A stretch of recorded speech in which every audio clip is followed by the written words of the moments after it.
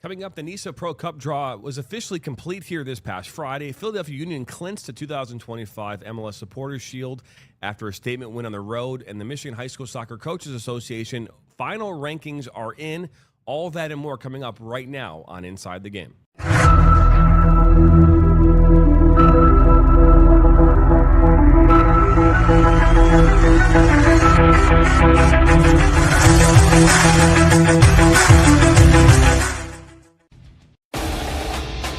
Welcome to Inside the Game on the National Soccer Network.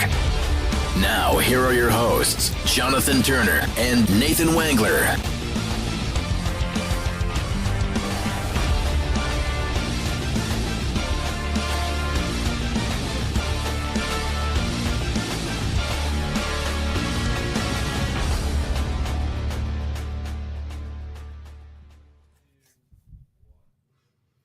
Good morning and welcome back here to Inside the Game on this Monday, October the 6th. I'm Jonathan Turner alongside Nathan Wangler and Ryan Glinsky, our producer. It is episode number 173 here on this Monday morning. And,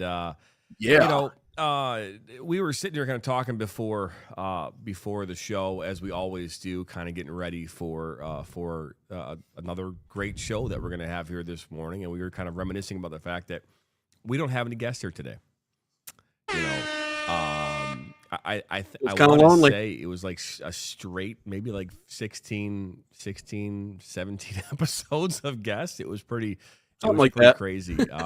We don't worry, Ryan. We'll get you busy again with more guests here to set up and everything. So don't worry about that. But turn my mic on. Definitely after after next week.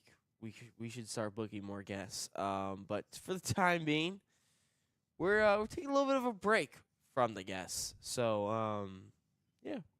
But no, it's good to have a little bit of a break. Nate, I love that you're rocking that backwards hat. Hey man, when you don't get a haircut for a while, you know, you got to do what you got to do. I mean, I don't know if you guys saw the hat hair coming in. I mean, like you know, it's just all over the place. So, you know, I need to deal with that. I need to hit up the barber. But yeah, you know, we've had a lot of good guests. I love the last conversation that we had.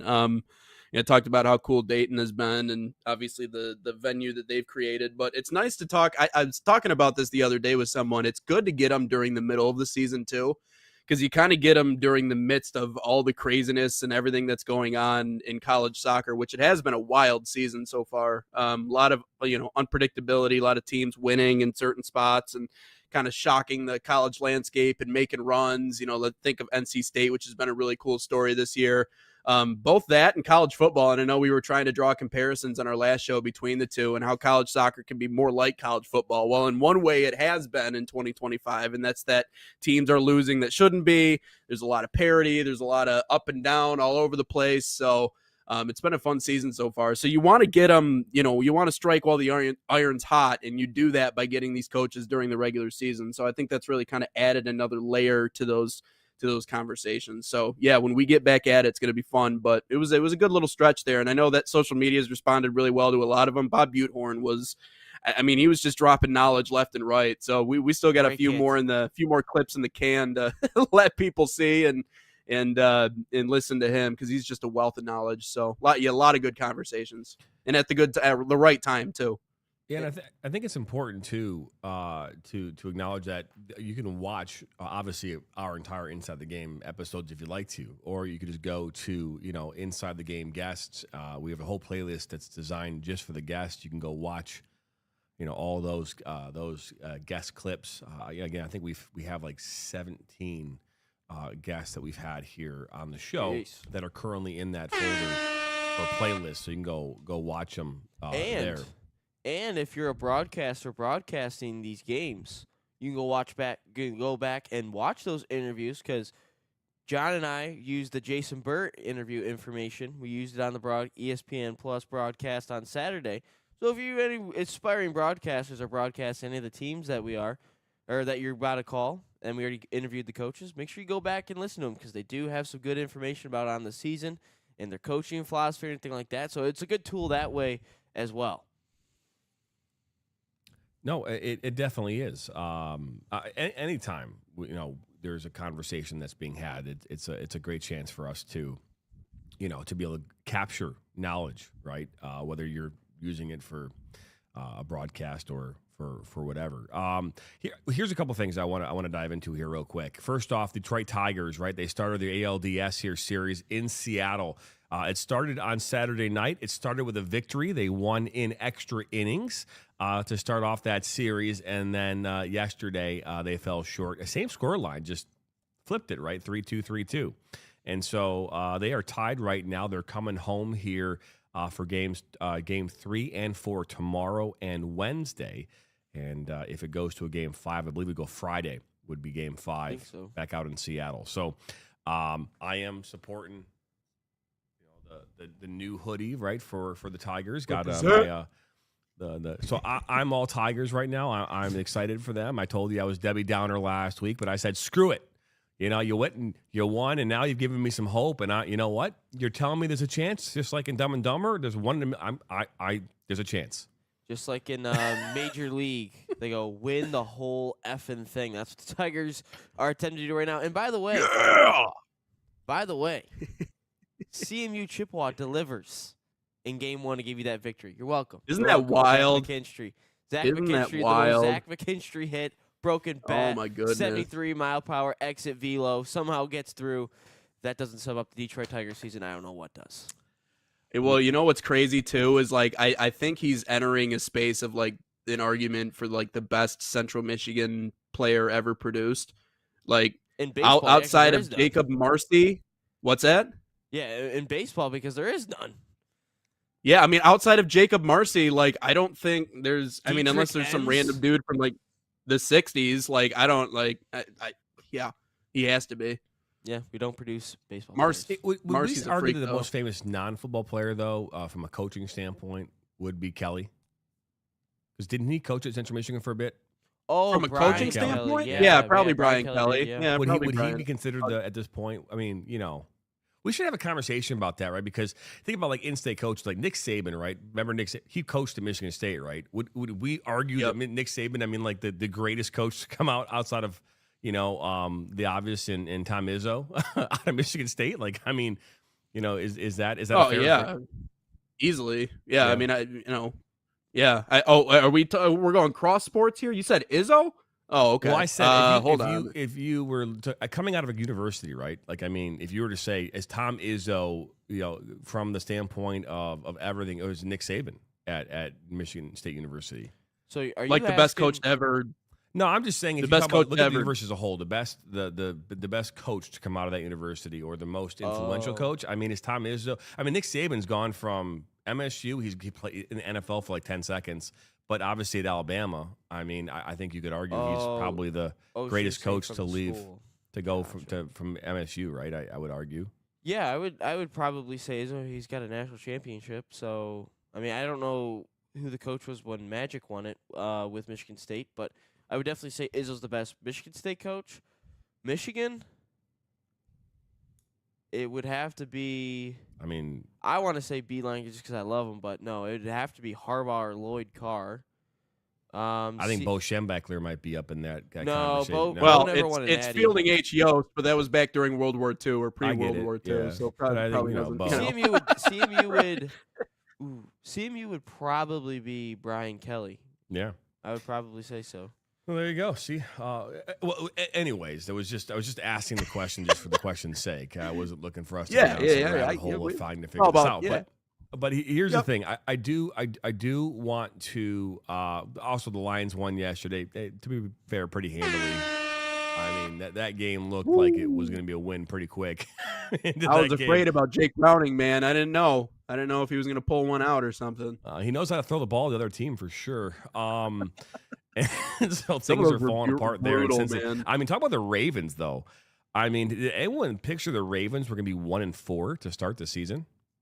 Nope. No one did, actually. No, I mean, from that perspective, I mean, the Ravens, I mean, Baker Mayfield, I mean, you talk about that guy too. I mean, talk about a turnaround. If there's a turnaround player in the NFL, it's gotta be him. I mean, what he was doing in Cleveland, granted it was Cleveland, let's be honest there. That's a No, that's where players go to die. Hey, he won a playoff So, game. I know, It is but I mean, so much. Yeah, it's so much about the organization that you land with. Like that's the craziest thing about the NFL, and that's the unfortunate. It's the dichotomy of being those high draft picks because like you're gonna land with one of those organizations. You're gonna go to New York and play for the Jets. You're gonna be with the Browns. I mean, for the longest time, going to the Lions was like really like okay, I'll play for whatever, and then probably leave because I'm so beat up I can't even throw the football. So it's all about the organization you land in. But yeah, I love Baker.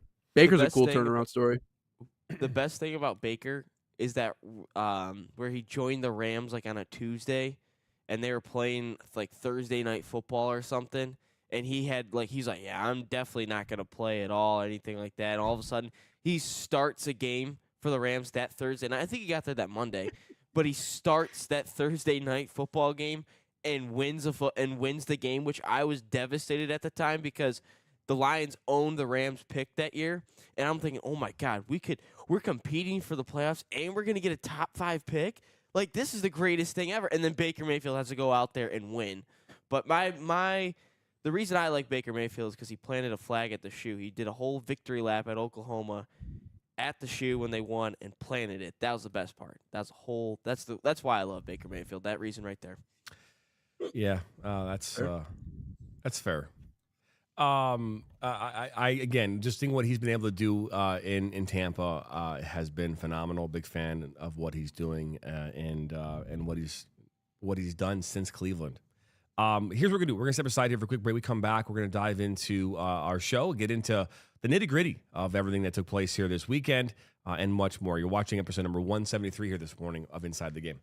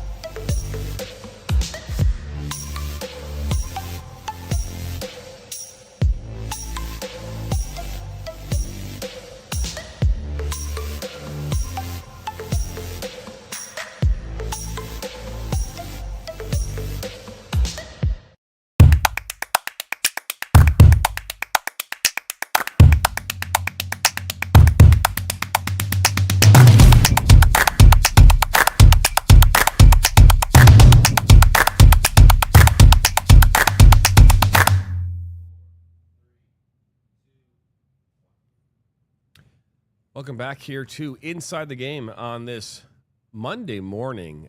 Yesterday, I had a chance to do something that I haven't had a chance to do in a little bit, which was go outside. Touch some grass. I know, right? I saw the light yesterday. Normally, I drive in at 4 or 5 in the morning. It's dark. Usually, it's light behind me, but I don't get to really enjoy it too much. But yesterday, I had a chance to, with the family, head out to an orchard here, and just not that far from here, actually, Westview Orchard, which is up the road about 6 miles from here. Had a chance to do something that I haven't done since I was probably a kid, and I would imagine maybe both of you have done this in your lifetime. I had a chance to go out to the orchard, hop on one of those tractor trailer, ride things out to the trees themselves, where you get to actually pick the apple right off the tree. I first off want to say that I think that what they should probably do with these orchards is to save on labor, is just allow us to pick those apples for you as part of the process. Drop them in these bins that you're going to use, and then we can grab our apples, right, and off we go. We still pay for the apples, but maybe a little cheaper. Because I paid $35 for a bag of apples that I could probably at Kroger could have gotten for about $7. But the experience is what you're paying for. Yeah, you're paying for the experience of hopping on that tractor, going out there in the 90-degree weather, by the way, in October here in Michigan to pull those apples, and it was fantastic. Again, eating them right there in the orchard. You know that you can't. That experience was fun. I had a chance to do it with my kids and grab the cider and the donuts. I did grab a 7-pound jar of honey. This thing's huge. Got some apple butter. Never even heard of it before. Any pumpkins? Didn't know that was a thing. Yeah, I didn't know it was a thing either. You but guys apple already butter. do pumpkins? We did not pick pumpkins. All right. And what else did we grab? Oh, we grabbed some. They had these hot dill pickles. Ooh. Oh yeah, and some homemade salsa. So it was a fun experience yesterday. Obviously in Michigan. I'm curious if that's something that you can do outside of outside the Midwest, because I feel like you get in Oklahoma. Do they have apple orchards? Is that something that they do there? I know that's more of a Midwestern thing, right? Anyone know? I mean, I see. The thing is, what's weird to me, and I actually asked because I was telling you guys about Ed Dunnenbeck girls in the farm here over on the west side that does the same thing pretty much. They got farm animals. You can go pick apples. You can do pumpkins, the whole 9 yards. It's a really cool place if you ever get a chance to come see it. But I actually asked them, I'm like, has the warm weather played a negative effect on the apples at all, or growing or anything like that? No. So you don't necessarily need a cold weather climate for apples, and I don't think you need a cold weather climate for pumpkins either. So I'm pretty sure they can do it other places. It's just you don't get the effect of the actual cool fall weather like we do, and that's why it pisses me off. Is like doing all this at 90 degrees doesn't feel like an actual fall activity.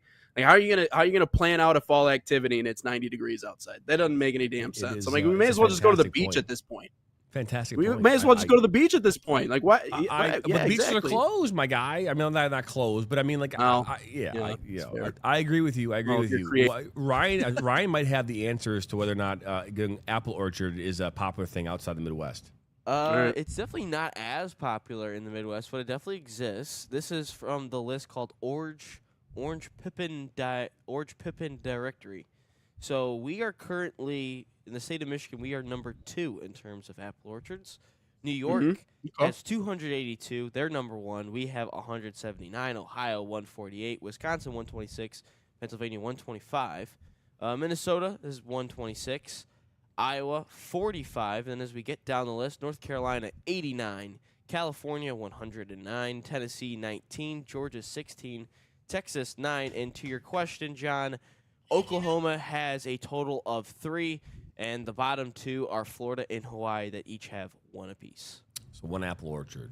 So yeah, I would imagine in Florida, you instead of going to the apple orchard, you go to the orange, orchard or whatever, and you're grabbing maybe some Florida oranges, and maybe not having donuts. I don't know if donuts and I don't feel like donuts and orange juice go together too much, but maybe some peaches in Georgia. Maybe. So. But it was a blast. I had a chance to do that yesterday, so that was fun as well. We did the draw here on Friday night, the NISA Pro Cup draw taking place at 8 p.m. Eastern. If you want to watch that show, you can watch it on any of our social media or on YouTube or Roku, where Ryan and I sat here and we drew the teams and their groups, which ultimately led to the full schedule here being released yesterday on our website. So let's take a look here at Monday, how Monday's shaping up there. So there is the full schedule here as of Monday, October the 13th. Modesto City FC will take on the Northern Colorado Hailstorm at 9 a.m. Arkansas Wolves against LA Force at 12. Capo FC versus Sin City also at 12. And then Peak 11 will take on DC Hyper. That game kicks off at 2:30. All games will be on NSN 24 and the NISA Network. Or if I think we have those 2 at one time, we'll be on NSN 1. But all those games kick off here starting a week from today. The NISA Pro Cup. We also have Wednesday the 15th. There's a look at game 2 or day 2 of this event. Capo versus Norco Hailstorm, Peak 11 versus LA Force, Modesto City FC versus Sin City, and Arkansas Wolves versus DC Hyper. Taking a look at Friday now, Capo will take on Modesto, LA Force against DC Hyper, Peak 11 versus Arkansas, and the Hailstorm against Sin City. So there is the schedule for next week. We will announce our commentating crew as well later this week as well as part of our full coverage of that event. We talked about how these games will air in the morning. The plan is to also re-air them in prime time as well. And so, again, a list of that will take place here, again, later this week. But all around, pretty eventful evening for the draw there, right, Ryan? Yeah, it was extremely eventful. We had the producer, your son Nathan. He was an interesting character for sure. Learned a new term from him, and but other than that, it was a fun time. I really enjoyed it. I was scared that I wouldn't be able to open the envelopes correctly because I could never open envelopes correctly. But I was able to open all of them pretty smoothly, and no one really seemed to notice. So I probably shouldn't have even said anything to begin with. But other than that, I thought it was really fun. It went really smooth, I would say, and I think, from what you were telling me, that it seemed like the league and all the fans and teams were really excited with how it went, and they're pleased with how it went. Yeah, I would agree with that statement. I mean, it's the first time I've never been part of a draw before. I mean, obviously I've watched draws, and I think the biggest thing for me was that I just didn't want it to feel like it was rigged in any way, right? I think that was like, because again, I mean, here we are. I literally yesterday, not yesterday morning, but I literally on Friday morning, I got here to the studio and I printed off all the teams and their logos, and I taped them to index cards, slid them into envelopes, and then put those envelopes immediately into that Salt Athletic bag that we put on the screen, and that's where they sat for the entire day. And we literally just pulled them out in the air into the jar, and we just started pulling out the names. And we were prepared for any scenario because that's what if we were in any other network, same thing would happen, right? You'd be prepared for whoever's going to be pulled out of that hat, so to speak, and we did that, and it went really, really well. So I was really, really happy with that. The league was happy with that as well, which is great. And yeah, so we're excited about this tournament coming up here next week, and again, more information about who's commentating on the games and all of that will happen here over the next couple of days as we get geared up and finalize all those plans as well. Maybe FIFA, if you want us to do the World Cup draw. We're fully capable of it. We have a great production crew. Nathan on the 1 and 2 try not to for the mutt World you. Cup draw. He will get us mudded and unmudded. But no, FIFA, if you want us to do a World Cup draw, we're fully capable of doing it. It is true. It is true, Confident. especially in the most archaic way possible. But all kidding aside, now we talk about this, and there's a lot of leagues out there. There's a lot of tournaments that do draws, and again, with what we did here, we could absolutely do that for you on our platform. We only charge $50,000 a draw, so it's perfect. So it's a pretty reasonable rate. Team. Yeah, per team. That's a good. I like that. Yeah. Per So team. yeah. So if you have that kind of money, then yeah, we're ready to Come take on that in. on for you. Oh man. Hey, so the Philadelphia Union, they clinched the 2025 Supporter Shield after defeating Orlando City 3-1 here on the road this weekend. And what we saw is really the finalization of what the playoffs are going to look like here for the MLS Cup. We'll take a look here at the final scores here from this weekend first in our MLS Roundup. Here they are. DC United falling short to Charlotte. Montreal and Nashville tie there again. FC Dallas takes on LA Galaxy with a 2-1 victory. Inter Miami continuing their winning ways. Lionel Messi is on a tear. 4-1 was the final score of that game. Again, Philadelphia 1-0 over New York City. Orlando City 1-1 with Columbus. Those two tied, and then Seattle Sounders and Portland 1-0. In full time there on Saturday as well. Again, you can just look up and down the roundup here. I don't know if anything sticks out for you there, Nathan, in regards to these games, but another one there, LAFC last night winning over Atlanta United 1-0. Yeah, well, and I wanted to talk about obviously the Philadelphia Union too, because I figured we would kind of cover that coming into the show today, and what a turnaround that program, that franchise has had. This year's Union side, there are many valid descriptions, many ways that you could look at this team and what they've been able to do. But Carnell's installation as a new voice on this squad has certainly helped a ton, and they've just kind of reinvigorated the way that they used to play and what was really successful for them. Counter pressing principles, and it got a lot of players, acquired a lot of players that kind of helped in that push, and so they found their identity again, and that's the reason why they got all the way to this point and why they were able to win the other day. And so it's always unique whenever you go through like a downturn or a downshift. You got to get back to your principles and find really what made you, and that's exactly what they've done this year, and that's the reason why they're lifting the supporter shield. So it was cool. It was a cool game to watch. It caught a little bit of it, didn't catch all of it, but it's just a spirited performance by them. So it was cool to see them just get back to what really made them good, because you can see over the course of the last handful of years, and they just made the right signings in the right places and the right fits, and 40-minute goal to decide it, 40th minute goal to decide it. And obviously they had to hang on late, but they did it. They got the job done. So that's my one biggest takeaway, at least from what I saw out of that game. Didn't get to see some of the rest of that slate there, but that was a great game. We actually have a look here at the current standings. We'll start with the Eastern Conference standings here, as you can see there. This whole thing seems about wrapped up, right? You've got, matter of fact, it is wrapped up. Philadelphia, top, you see there, the Supporters Shield, Cincinnati, Miami, Charlotte, New York City, Nashville, Orlando, Chicago, and Columbus have all clinched, eliminated New York, New England, Toronto, and Montreal. So, looking at these teams, you can just, I think there's actually, because of our graphic, is there a way to put that on the full screen? Because we're missing, I think, 2 teams in there. Yeah, just give me 1 second. I have to take out the ticker, but just give me a second. No worries. But yeah, for Philly, go ahead, Nate. No, it'll be interesting to see how things play out, because we've talked a lot on this show about how Miami really should be the favorite, but they've shown signs of weakness, of breaking down. Obviously, they're old. They're going to have a few players retiring after this year. So to see how Philly's been doing, and then what Seattle was obviously able to do against Inter Miami, we're going into a postseason in Major League Soccer where it really is kind of a toss-up. There's and it's nice when you have that, when you don't have the one runaway favorite, which I think we all kind of assumed that Miami was that favorite.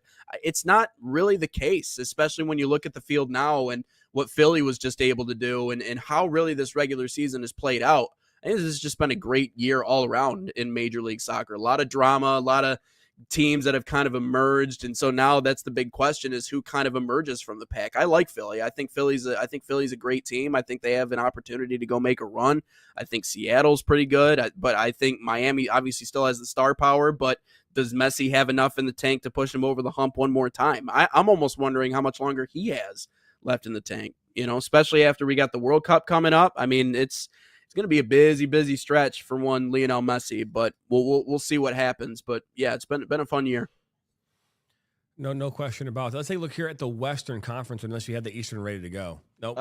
It's just blocked. It's just Atlanta and DC United. All right, thank you. All right, so 2. Western Conference, San Diego obviously up there at the top, Vancouver, Minnesota, LAFC, Seattle, Austin, Portland, and then Dallas and Salt Lake are still vying for that those play-in game here as well. So, like I said, again, Dallas, Salt Lake, Colorado, San Jose is within reach. Houston, St. Louis, and I can't see the bottom 2 teams. LA Galaxy and Sporting Kansas City. All right, perfect. So there you go. So there's a look at the Western Conference. I'm having visions of a San Diego LA final. Wouldn't that be freaking sick? We already saw their fans go toe to toe the last time they faced off. I don't know if it was in LA or if it was in San Diego, but like the rivalry between those 2 cities is one of my favorite. It's not even developing. It's full blown. Like whether it be Padres, Dodgers, to see San Diego and LA meet up in the final would be pretty cool. So I'm actually kind of cheering for that a little bit, because they do not like each other, those 2 cities, at all. That's like the Boston and New York of the West Coast. Yeah, remember last year Columbus Crew was the one that won the MLS Cup, right? And they did it at Laura.com Stadium. Nate, you and I were there the next day after that happened. If we were to look at this right now, who would be the dark horse? Ryan? He's like, I don't know. Kidding. Minnesota? Minnesota. Just kidding. That's what I was going to go with. My dark horse, I'm just going to, you know what? Give me Nashville. Give me Nashville. You know, the He's big team on that Nashville. beats Sam Suric? Minnesota, wins the U.S. or the other tournament just the other day. I can't think of the name. Sam Suric, absolute dog.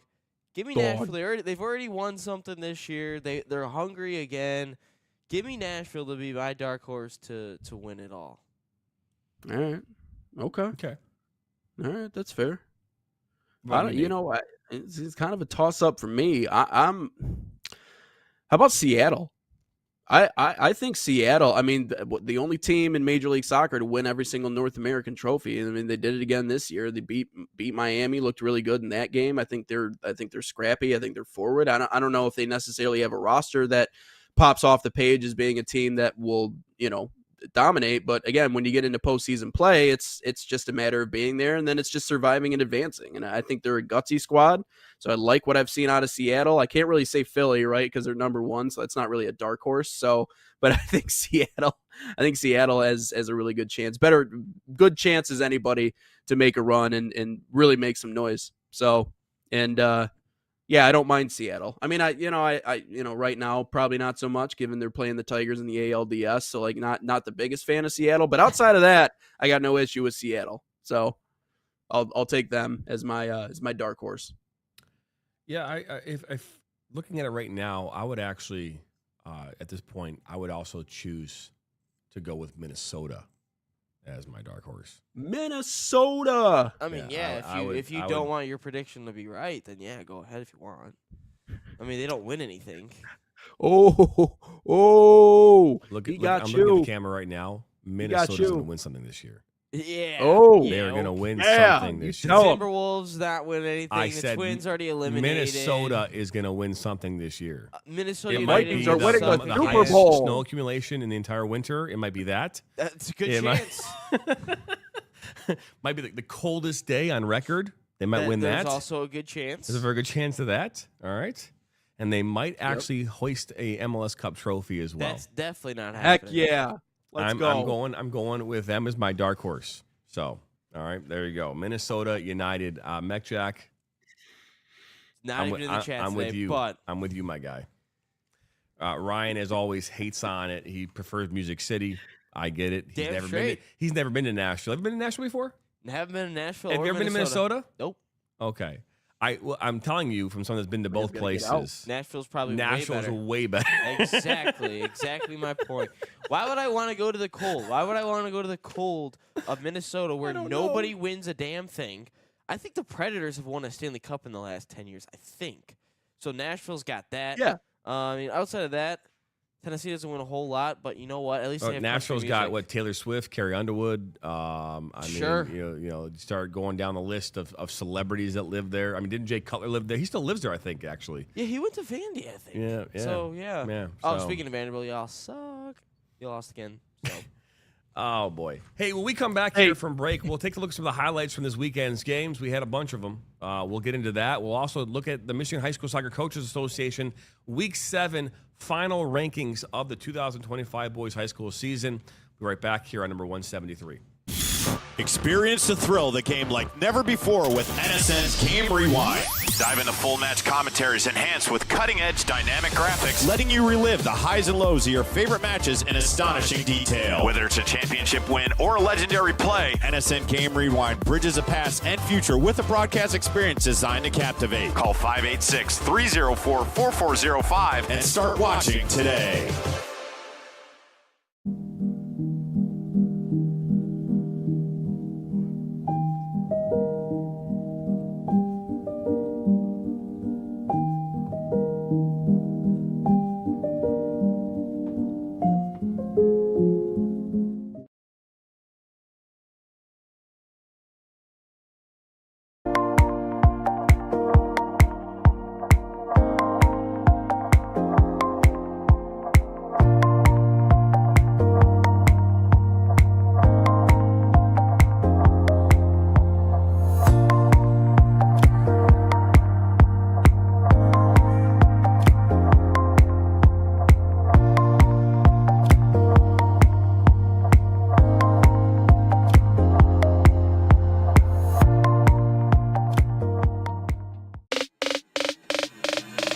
An all-out battle of skill, passion, and determination.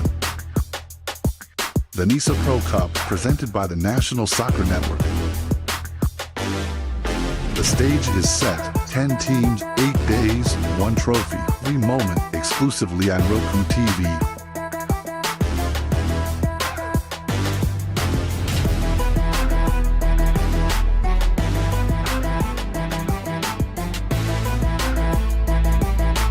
It all kicks off October 13th on the National Soccer Network. An all-out battle of skill, passion.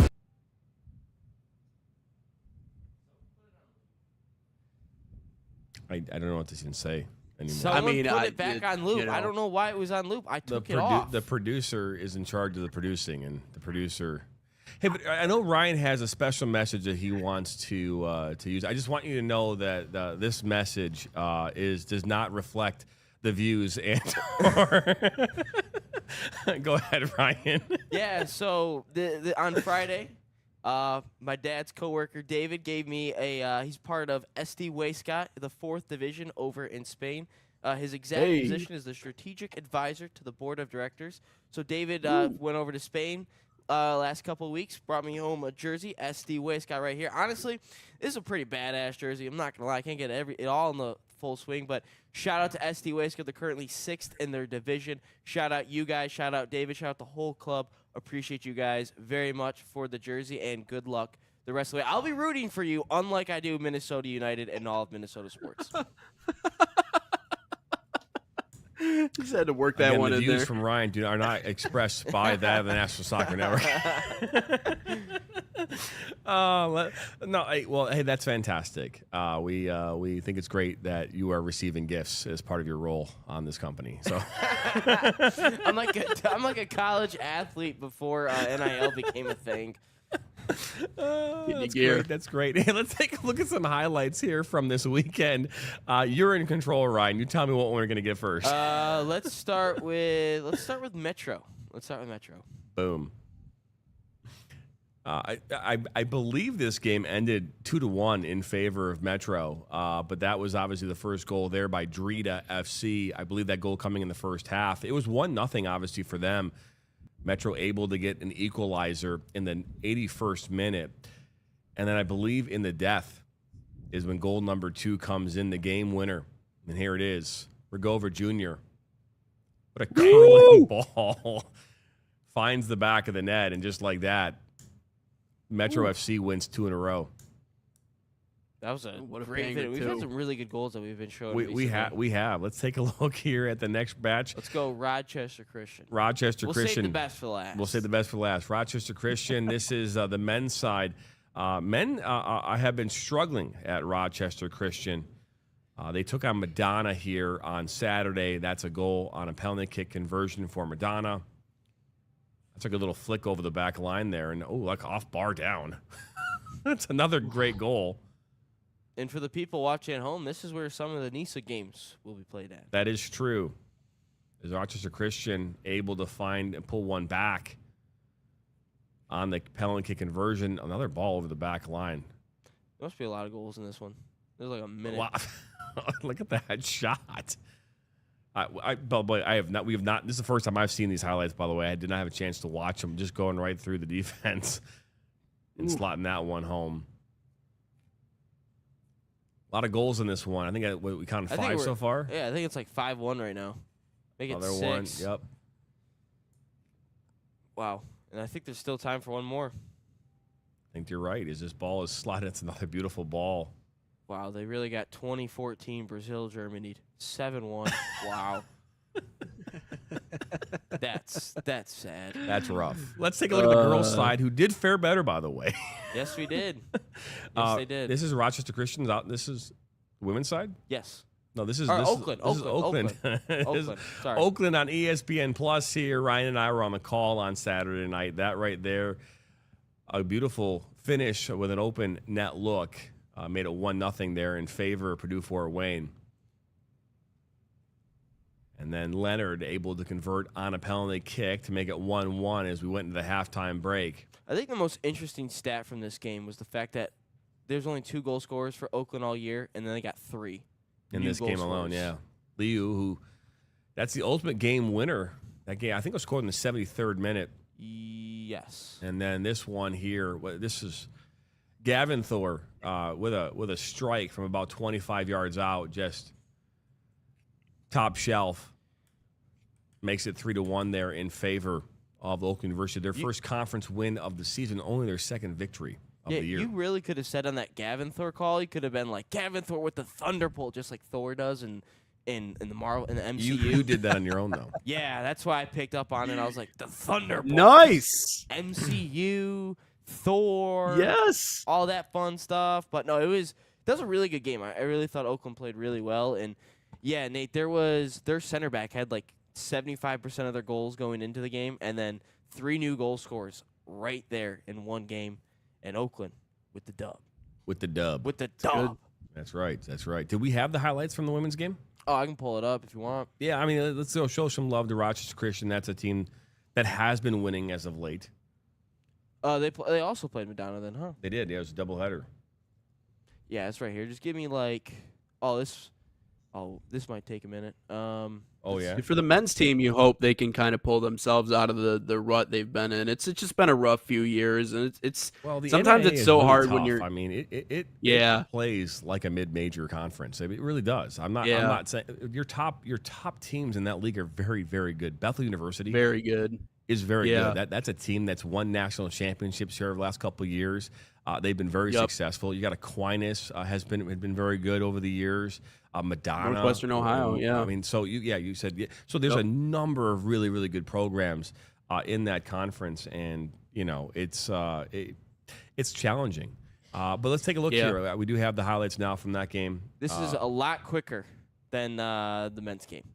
20 seconds. The game did end in a 1-1 tie, but Rochester Christian opens it up with the scoring and puts one in the back of the net.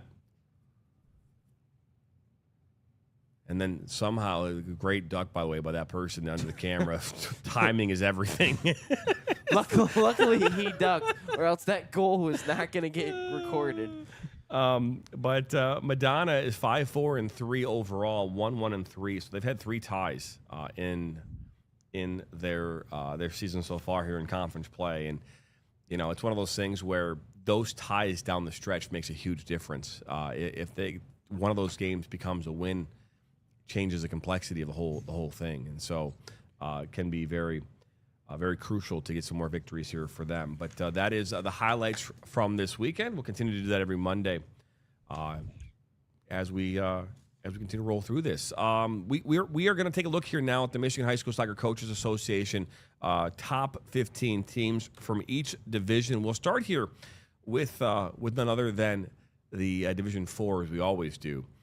Granville Calvin Christian in there at number 1. I don't believe they were there last week. I'd have to look back at our rankings from last week. But Western Michigan Christian, number 2. North Muskegon is 3. Lansing Christian, 4. Harbor Springs is 5.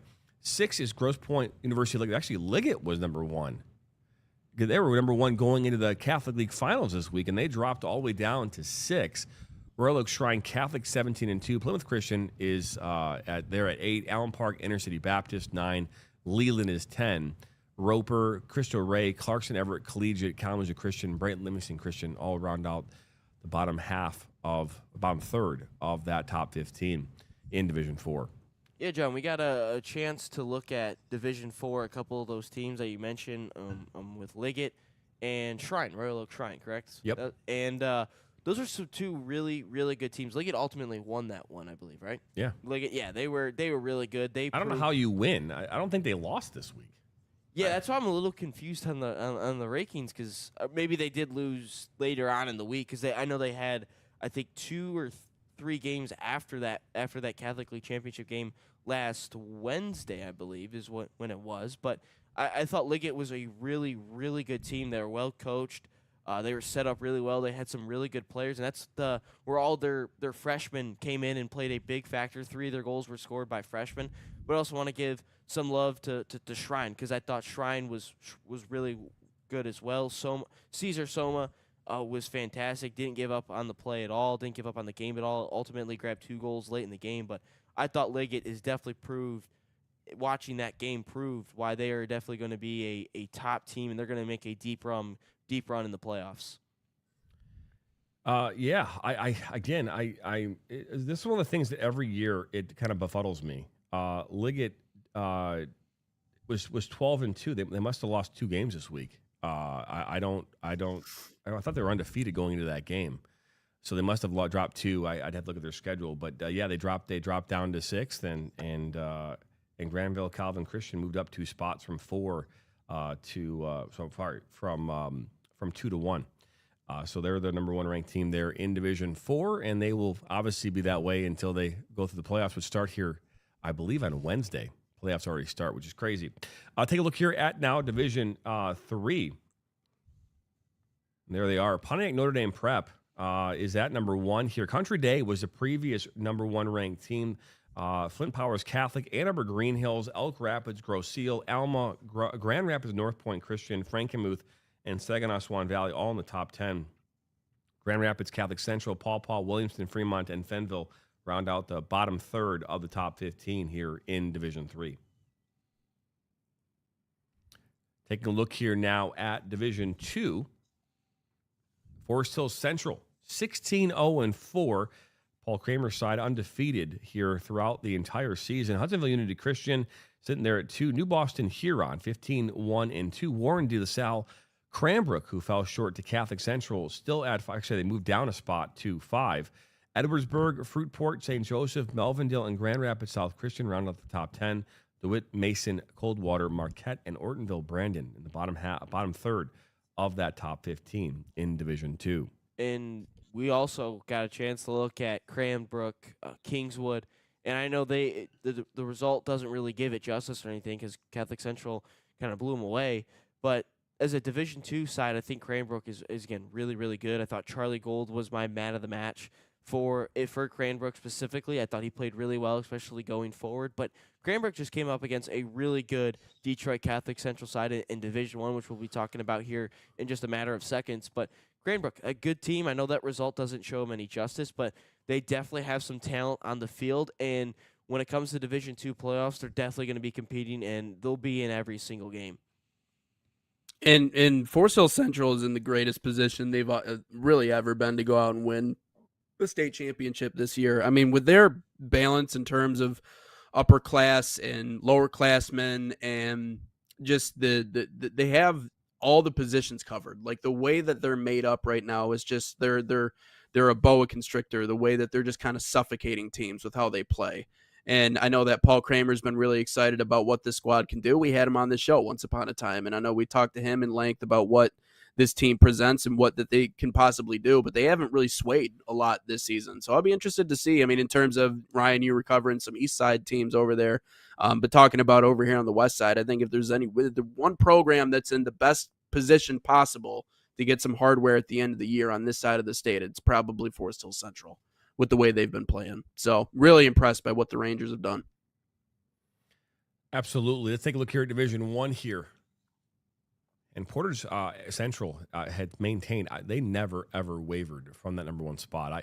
In the 4 years that I've been covering the rankings for the Michigan High School Soccer Coaches Association, I have never seen a team stay number 1 the entire season. We've seen them move maybe to 2. We've seen them move to whatever, but to see them the entire season, I did to see that. That's pretty impressive from them. Ann Arbor Huron is sitting there number 2. Grand Haven, Romeo, Clarkston, Okemos, Troy, Heartland, Livonia Stevenson, and Traverse City West all in the top 10. Catholic Central, Byron Center, Edsel Ford, Ann Arbor Skyline, and Royal Oak all round out the bottom third of the top 15 there in Division 1. Royal Oak did beat Clarkson here earlier this week. They are a team that, in the playoffs, could do some pretty interesting things. This is a team that has not had a lot of success in the playoffs. They've had to face off against some really tough opponents. They're typically in that Troy Athens, Troy High, Berkeley district, where to be fair, it's a very brutal district. And typically the team that comes out of that district has gone on to a state championship. In a lot of cases, we saw Troy Athens here a number of years ago. Rochester Adams out of their district, again, they won it all last year. Not saying that they don't have a chance, but if they based on how they're playing this year and the record, they have not been ranked for most of the season. And obviously they lost a lot of pieces. So this is a team that will not probably have that long playoff run just based on where they're currently today. If we look at, the teams that are coming out of that Romeo, which made their deepest run in school history last year, having another really strong year. They won the MAC Red. They are ranked top 4. This is a team that, again, if they can get out of their district, which is going to be a lot easier to do than in years past, getting in the regional and beating a team in that region, they could make their way into a state semifinal game. Because again, it's a wide open year this year. Troy Athens is down this year. Troy High is not as great as they've been. Berkeley is down this year. Royal Oak is up. Clarkston's good, but Clarkston would not be in that district, right? Clarkston's going to be on another region, and so Clarkston wouldn't see, I think, a Romeo or a Royal Oak until probably the semifinals. And again, I haven't looked at the overall breakdown, but that's usually how it's been. So it's going to be very interesting playoffs. We'll keep everybody updated about that. That should get underway here later this week, starting on Wednesday with pre-districts, and then next week full playoffs underway all across the board. So keep you updated about that. But that is the Michigan High School Soccer Coaches Association final rankings for the 2025 boys soccer season, presented by Salt Athletic. Wild, absolutely wild. And I wonder once we finally get to state championship Saturday, what it's gonna look and feel like. Because I remember last year it was so damn cold that like your extremities were just gone. Like it was so cold that you weren't cold. Like it was a hypothermia kind of day. So it actually ended up being okay. I don't think it was. Dude, it was like we were there together. It was like 30. It was like 30, 28, 29. I just know that the sun in the press box got really warm. We had to take, but again, that was it fun helped out a year. little bit. Yeah. We are not. It was doing blinding that for a little bit. We are not. We are not going to. It'll be the first time in 2 years that we are not calling the high school soccer state finals a radio call, as we've done in the past. At least I don't think so. So. Boo. Okay. I don't think we have a boo horn. Nah, So- the wah. Wait, so you're saying we won't be there? Is that what you're saying? Yeah, I mean, typically we've picked it. We again in the past we just picked. We picked kind of like the district that we were going to cover, and then we picked the region, and then and go and do these events. We have so many games happening right now that I can't commit resources to that at this point. Yeah, and it's fair. Just let Nathan call it. Yeah. Your son Nathan call it. Yeah. Like you're mudded. You're unmudded. You're mudded. Let's do this. Let's take our final break. We'll come back here. We'll dive into our question of the day. If we have anything left over as far as comments, let's get into that because a lot of comments coming in regards to our college game day conversation last week. But don't go anywhere. 173 continues. Are you ready to create unforgettable moments for your audience? NSN offers professional live streaming and full broadcast services tailored to your needs. From high-quality production to exceptional coverage, We ensure your game or event becomes a spectacle to remember. Book your next game with us today call 586-304-4405 to schedule your broadcast. and let NSN bring the action to life like never before.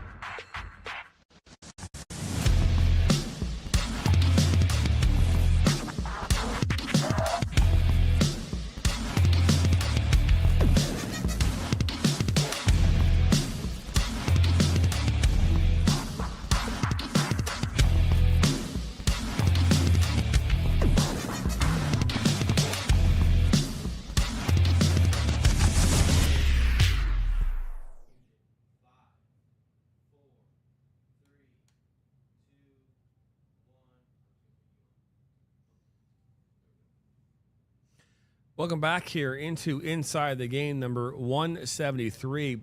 During our last commercial break, I had a chance to look at one of our comments coming in on our YouTube channel, and this comment coming in from Joe Glinsky, which I believe is Ryan's dad.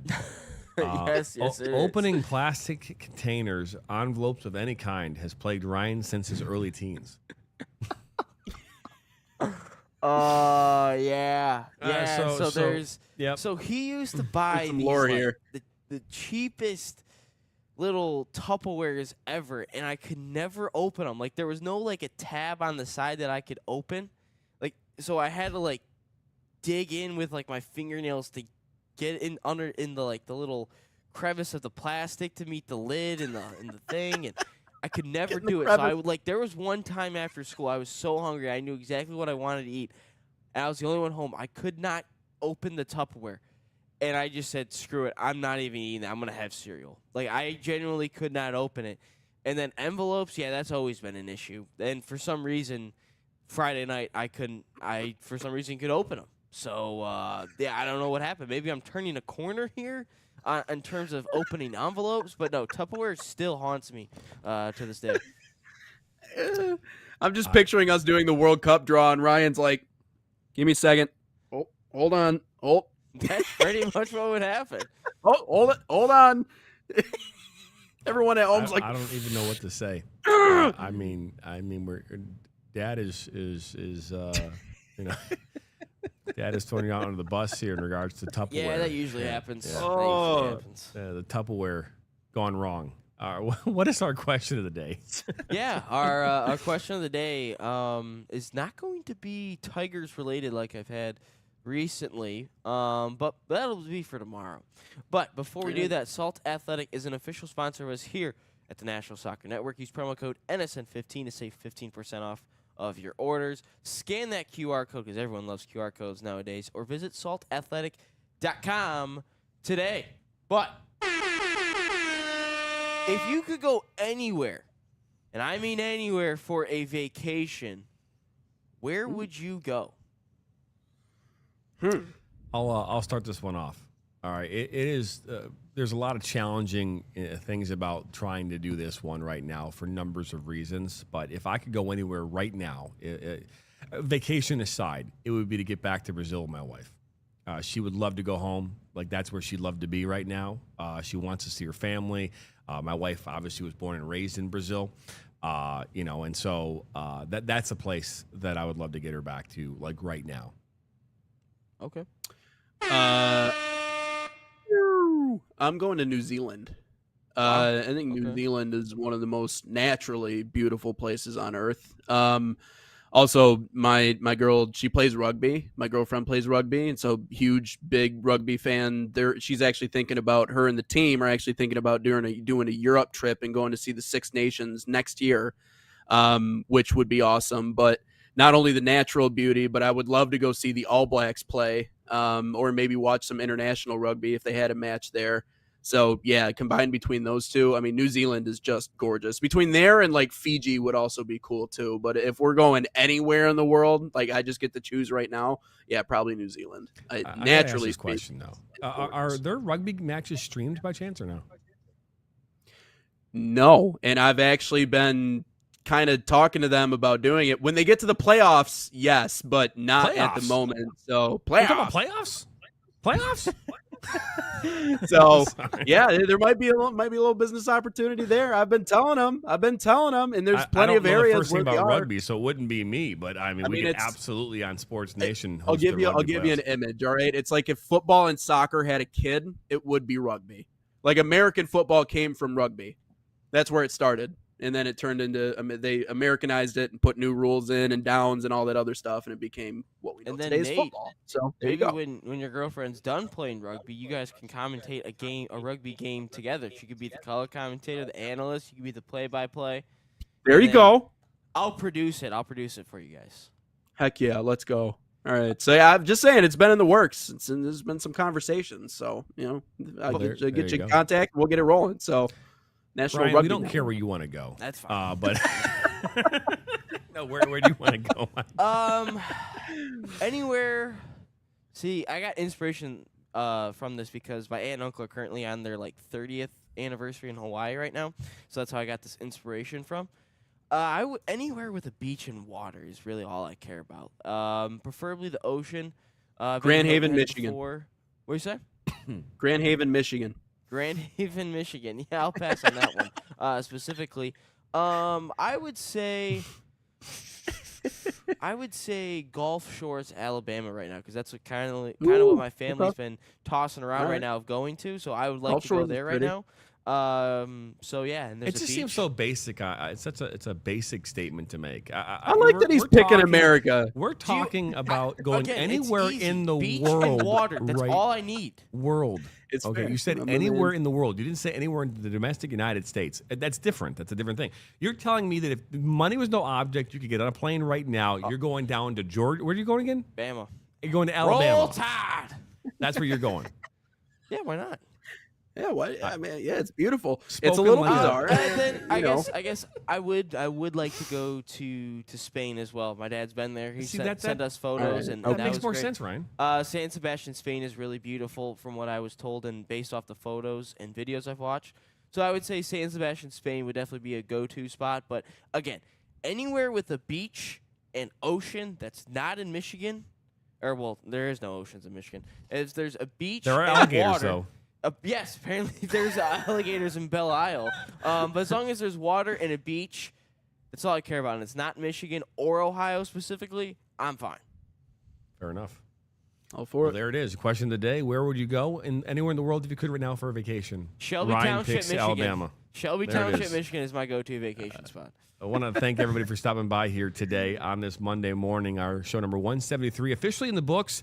We'll be back here tomorrow morning, and we'll get back into the college rankings will be released again tomorrow. We'll dive obviously into those on Wednesday, but tomorrow we'll create some new topics to talk about. We don't have any coaches to interview, so we'll have to find something to talk about here tomorrow. So we'll dive into that. We actually Obviously, gotta try. we're going to absolutely give it a try.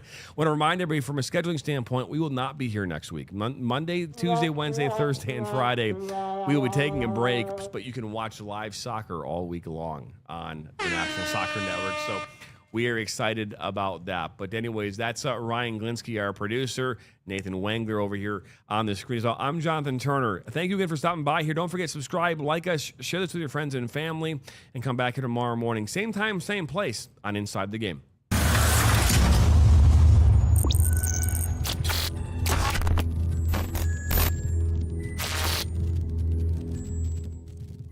From the biggest matches to the hottest takes, Jonathan Turner and Nathan Wengler bring you the stories, the analysis, and the edge you won't get anywhere else. Streaming live weekdays at 9 a.m. on YouTube, Roku TV, Facebook, Twitter, and all major platforms. No filters, no fluff, just real talk, real soccer. This is Inside the Game.